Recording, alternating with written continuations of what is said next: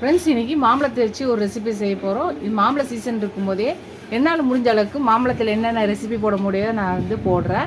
நீங்களும் அதை பார்த்து மாம்பழ சீசன் முடியறதுக்குள்ளே கண்டிப்பாக ட்ரை பண்ணி பார்த்து எப்படி இருக்குன்னு சொல்லுங்கள். வாங்க இப்போ என்ன செய்யலான்னு பார்க்கலாம். மாங்காவை இந்த தோலை எடுத்துகிட்டு உள்ளே இருக்க சதையை மட்டும் எடுத்து வச்சுக்கலாம்.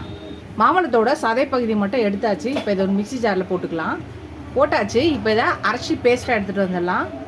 அரைச்சாச்சு. இது ஒரு பக்கம் இருக்கட்டும். அடுப்பில் ஒரு பேன் வச்சுக்கலாம். ஒரு 2 ஸ்பூன் நெய் போட்டுக்கலாம்.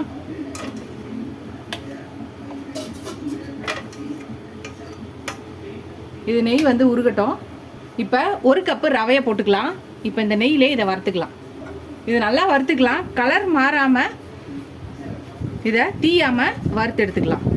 நல்லா நெய்யிலே நல்லா வறுத்தாச்சு பாருங்கள்.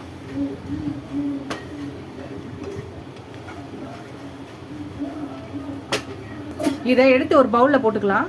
இப்போ இதே பேன்லேயே ஒரு 3 table spoon coconut, try coconut எடுத்துக்கோங்க. இல்லை டெசிகேட்டட் கோகோனட் எதுனா எடுத்துக்கலாம். தேங்காய் துருவி கூட நீங்கள் போட்டுக்கலாம். இதை நல்லா வறுத்துக்கலாம். இதையும் கலர் சேஞ்ச் ஆகாமல் தீயாமல் இதை லைட்டாக வறுத்துக்கலாம். லைட்டாக ட்ரை ஆனால் போதும். அது ட்ரை கோகோனட் தான் ஏற்கனவே. லைட்டாக தீயாமல் வறுத்துக்கோங்க. வறுத்தாச்சு. இப்போ நம்ம ஆல்ரெடி வறுத்து வச்ச ரவையை போட்டுக்கலாம். அரைச்சி வச்ச மேங்கோ கியூரியும் போட்டுக்கலாம்.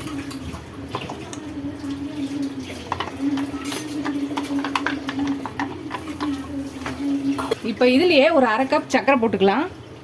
இப்போ எல்லாத்தையும் நல்லா கலந்து ஒன்றா ஒரு கட்டியான இது பதத்துக்கு வரணும். அது வரை இதை எல்லாத்தையும் நல்லா கலந்துக்கலாம். இது லைட்டாக ஆகிறதுக்குள்ளே இன்னொரு சின்ன பேனில் நெய் வச்சுட்டு முந்திரியையும் திராட்சையும் வறுத்து எடுத்துக்கலாம். இது நல்லா வறுப்படட்டும். இதுவும் நல்லா திக்காக ஆரம்பிச்சிச்சு. இப்போ வறுத்து வச்ச முந்திரி திராட்சையை போட்டுக்கலாம். இதே சேர்த்து நல்லா மிக்ஸ் பண்ணிக்கலாம்.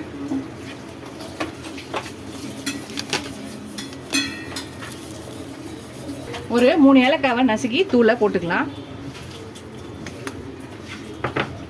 இப்போ இதையும் சேர்த்து நல்லா மிக்ஸ் பண்ணிக்கலாம்.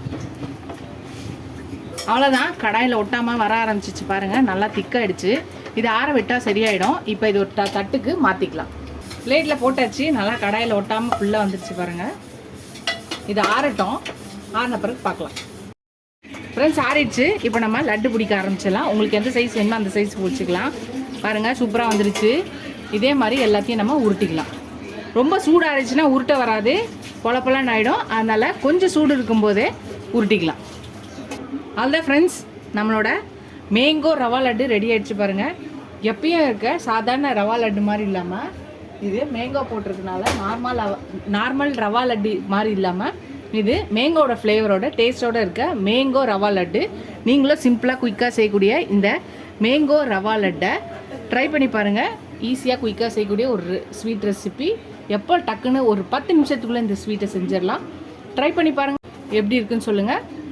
எனக்கு என் சேனலுக்கு சப்போர்ட் பண்ணிங்கன்னு நினைக்கிறேன்.